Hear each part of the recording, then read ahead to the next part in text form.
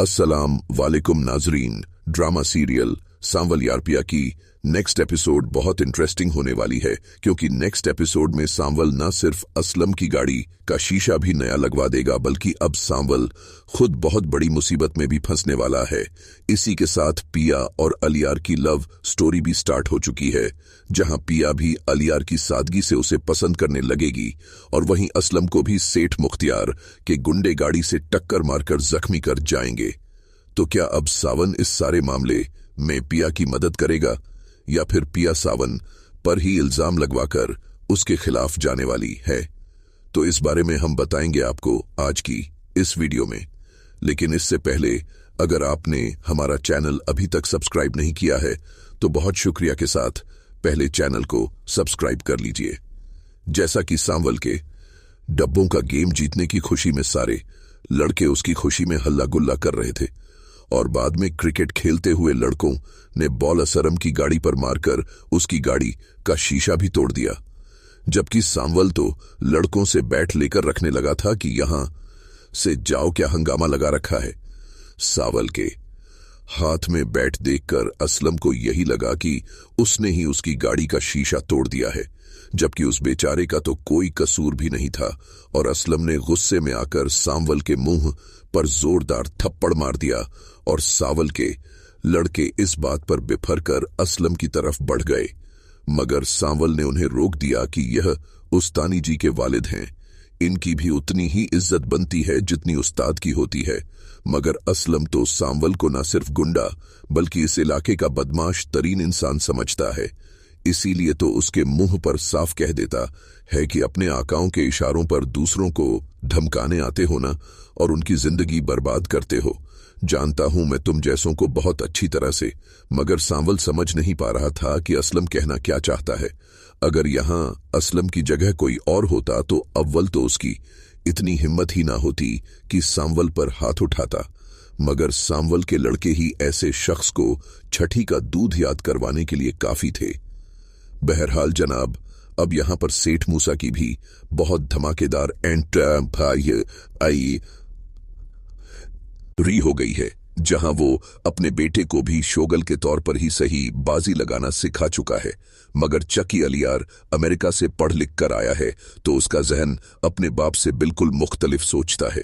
इसीलिए अब सेठ मूसा भी अपने बेटे से स्नोकर खेलते हुए यही पूछेगा कि और सुनाओ, तुम्हारी यूनिवर्सिटी कैसी चल रही है, वहां दोस्तें वगैरह भी बनी है या नहीं?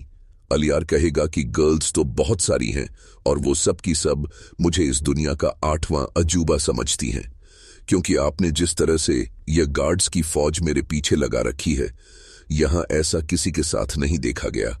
यहां मूसा यही कहेगा कि मैं अपने बेटे के लिए हर चीज मुनफरीद देखना चाहता हूं, क्योंकि मेरा बेटा सबसे मुनफरीद है। ये सेठ मूसा का बेटा है। दुनिया को पता कैसे चलेगा कि तुम्हारा बाप कोई तोप चीज है? और वहीं अब पिया भी यूनिवर्सिटी में जैसे ही फ्री होगी तो अलियार भी उसे इस तरह से फ्री बैठा हुआ देखकर खुश हो जाएगा और आकर लुभना और पिया को ज्वॉय करेगा। अलियार और लुभना तो कहीं आउटिंग का प्रोग्राम बना लेंगे, और यहां पर पिया हमेशा की तरह नखरे दिखाते हुए कहेगी कि तुम लोग चले जाओ, मेरा मूड नहीं है, प्लीज इंसिस्ट मत करना। मगर अलियार तो पिया के बिना कैसे जा सकता है? वो तो लुबना की फरमाइश पर इसीलिए एग्री हुआ कि पिया भी साथ चलेगी। तो अब अलियार भी पिया से कहेगा कि सुनो पिया, अगर तुम साथ चलोगी तो मुझे बहुत अच्छा लगेगा, वरना प्रोग्राम कैंसिल। पिया को तो चारों नाचार मानना पड़ेगा और वो भी अच्छा सा मूड बनाकर चलने को तैयार हो जाएगी। अब यहां पर अलियार की बाइक पर तो नहीं जा सकती, इसीलिए अलियार उनसे पूछेगा कि क्या सीन है, जाना कैसे है। लुबना भी रशिका कहेगी कि स्टॉप पर बहुत सी गाड़ियां मिल जाती हैं, चलो चलते हैं। अलियार भी अपनी बाइक अपने गार्ड्स के हवाले करने के बाद पिया और लुबना के साथ रिक्शे में ही बैठकर चल पड़ेगा। और यहां अलियार इन दोनों को यही बताएगा कि मेरे डैड ने बहुत ज्यादा सिक्योरिटी इसीलिए लगा रखी है कि मुझे उन्होंने इतनी इजाजत ही नहीं दी कि मैं इस तरह से आजादी से अकेला घूम फिर सकूं। और यहां पर पिया यही कहेगी कि भाई पाबंदियां वाबंदियां तो लड़कियों के लिए होती हैं, लड़के थे। पर पाबंदी है कि वह बाहर नहीं निकल पा रहा। यह तो बस मैंने पहली बार ही सुना है। अलियार भी कहेगा कि तुम्हें नहीं मालूम पिया, बहुत पाबंदियां होती हैं लड़कों पर जो कि तुम लड़कियों को पता ही भी नहीं होती हैं। अब इसी आउटिंग के दौरान पिया, लुबना और अलियार परिंदों की दुकान पर जाएंगे, जहां पिया परिंदे खरीदकर उन्हें आजाद कर देगी और अलियार भी महंगे तरीन परिंदे खरीदकर आजाद करेगा।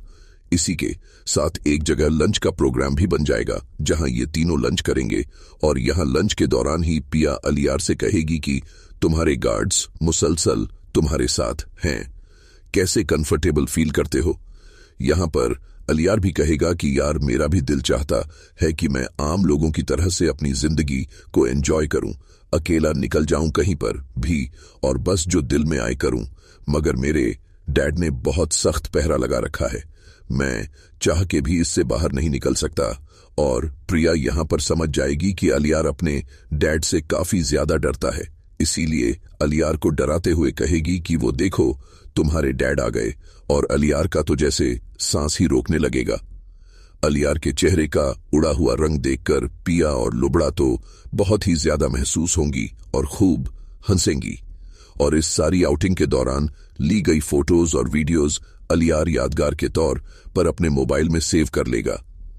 पिया भी खुशी खुशी घर आ जाएगी, जहां वो बच्चों को ट्यूशन पढ़ाने के बाद सांवल के बारे में सोचेगी कि किस तरह से वो उससे नजर मिलाए बगैर सलाम दुआ किए बगैर उसके पास से गुजर गई। अब सांवल को एहसास होगा कि वो वाकई ऐसा इंसान है कि जिससे बात भी करना नहीं चाहिए। अब्बा ठीक कहते हैं, फिर भी दिल में उसे बार बार सांवल का ही ख्याल आएगा।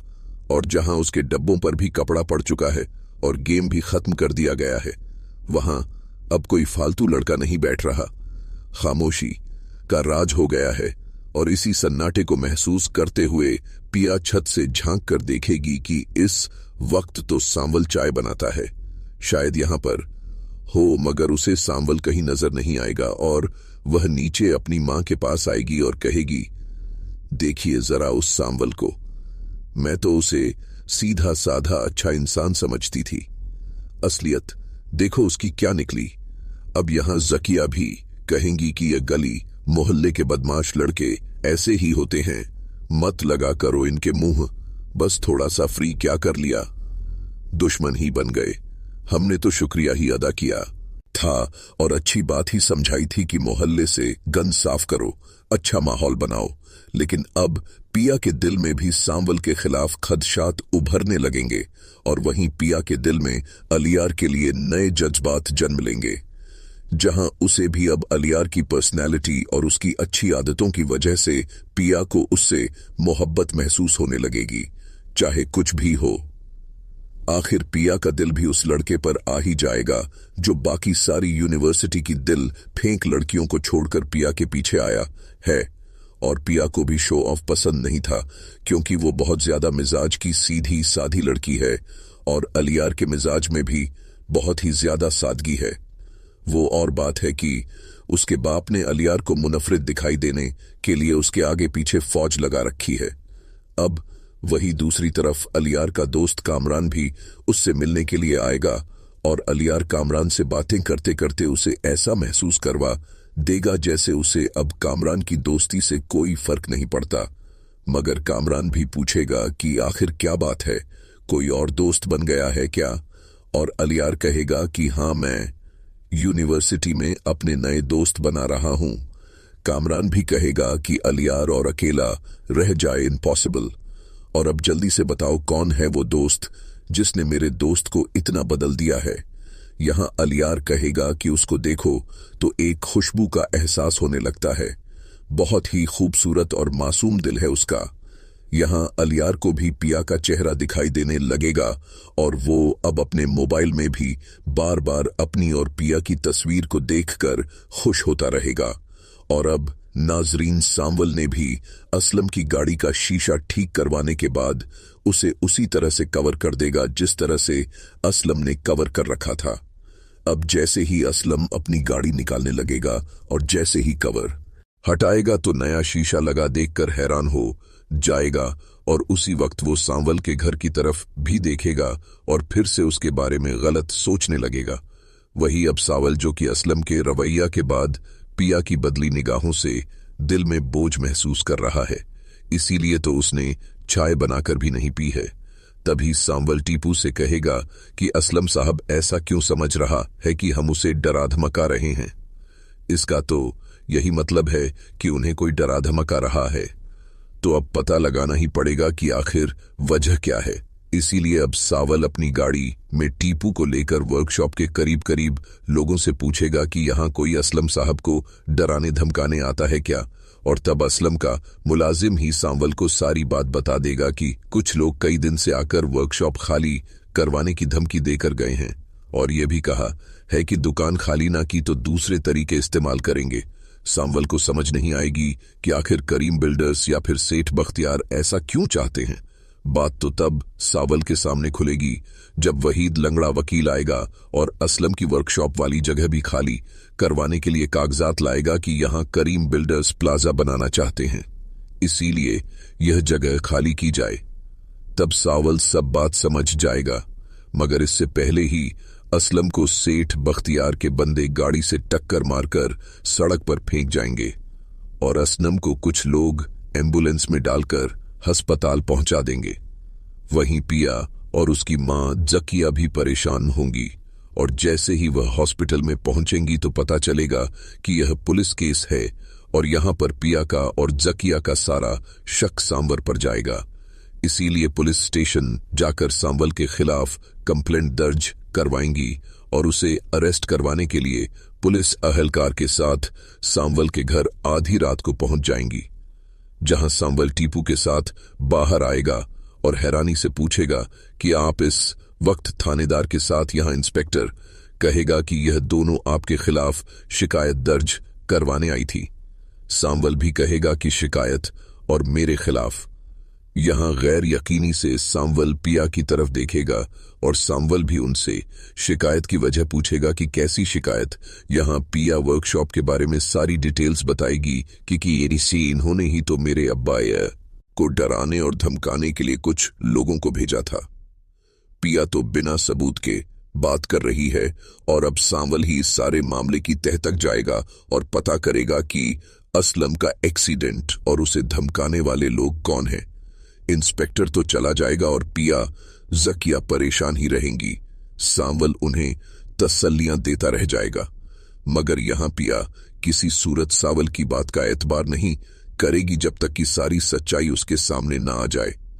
तो नाजरीन, आपको क्या लगता है, क्या पिया सांवल की मदद से अपने बाप को इंसाफ दिलवा पाएगी या फिर अलियार के इश्क में उसे सब कुछ बताने वाली है, जहां अलियार भी उसकी मदद के लिए दिलो जान से हाजिर हो जाएगा। इस बारे में हमें अपनी राय से जरूर आगाह कीजिएगा। जाते जाते वीडियो को लाइक और चैनल को सब्सक्राइब करना ना भूलिएगा। अपना बहुत सारा ख्याल रखिएगा। मिलते हैं नेक्स्ट वीडियो में, तब तक के लिए अल्लाह हाफिज।